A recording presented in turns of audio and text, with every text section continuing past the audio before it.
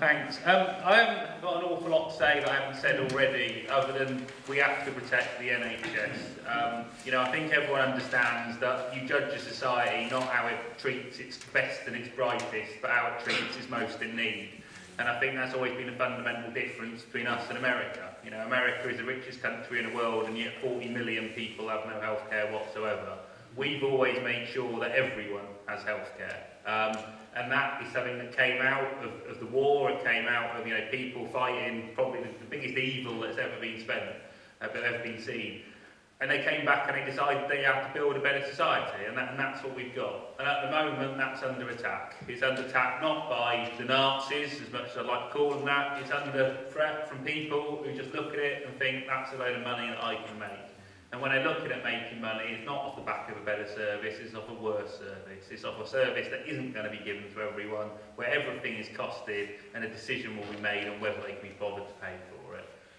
We haven't got 55 weeks to save it, we haven't got 55 minutes. We have to fight this as long as we're around, because we inherited this, or the majority of us in this room inherited a National Health Service, and we're obligated to make sure we pass it on to the next generation, because if we don't, we fail.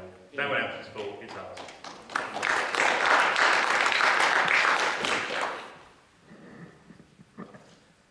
Yeah, I'm going to finish on a slightly different note. I'm going to come back to the EDL remark.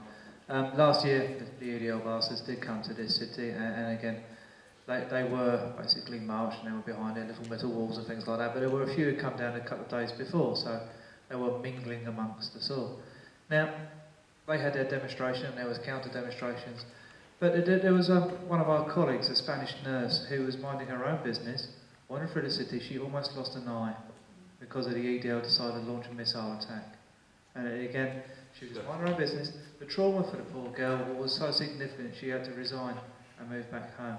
Now, you've got to remember, the NHS, because of the diversity much like this city, is made up from workers from all over the world. And again, we need to recognise that, and again, I'd rather we kicked out the EDL than everybody else. Thanks. Very, very quickly. My mum's 96, and I absolutely love her. And she was ill last year, and you have the serious conversation when you think it might be one of your last conversations. And my mum was sitting telling me how, apart from her own family, everything good in her life was through public services that were fought and won by the Labour Party and the trade union movement. And that's why I want to fight to keep public services the way they are, because a public service makes so much difference to the people in my class, in your class. It turns people's life around. If you don't fight to defend them, people will take them off you. So keep supporting the campaign that they are, Sean. Thanks very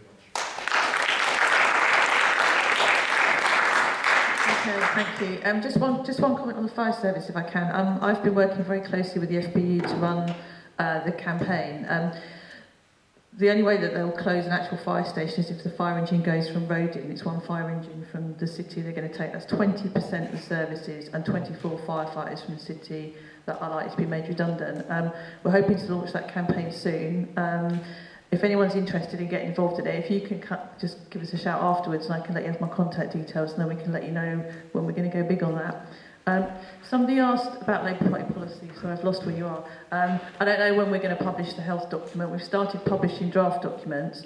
All I can say to you is really repeating what I've already said. I'm fully committed to a well-funded healthcare service, free at the point of use, and for the NHS staff to be well paid. I can promise you that I'll fight for that, and I can promise you that I'm always going to say what I think and stand up for what I believe in. But I think, you know, we need to stand as a Labour movement. It's not just about the Labour Party and the trade unions. We need to be a Labour movement if we're going to win this one. We need to stand together. And I just think everyone now has got to stand up and say what they believe in, because if we're not making enough noise about this, if nobody knows that this is the issue on which the general election can be lost or won, then it makes it less winnable. So I think the challenge for us now is not to leave here feeling like, oh, well, we're not quite sure what we're going to do next. The challenge for us now is to leave this room and start making sure that it is the election issue, and that's the best way to influence any political party, is to say, the way I'm going to decide how to use my vote is on who is going to keep the NHS public, and let's make that Labour. Thank you. Comrades, I simply want to thank you all once more for supporting us in our continued struggle against Matthew Kershaw and, by default, the Conservatives. I particularly want to thank and applaud the work once more of Sussex Defend the NHS. I think they are stalwarts that would, without their support, we would be struggling. And yes, all right, perhaps we do face Hobson's choice at the next general election between a party that's intent on dismantling the NHS or another party that the public are so sick of hearing their oft-repeated promises. But let's be honest, if we do return a Labour government, the battle for socialism doesn't end there, the battle for socialism starts there. Thank you very much.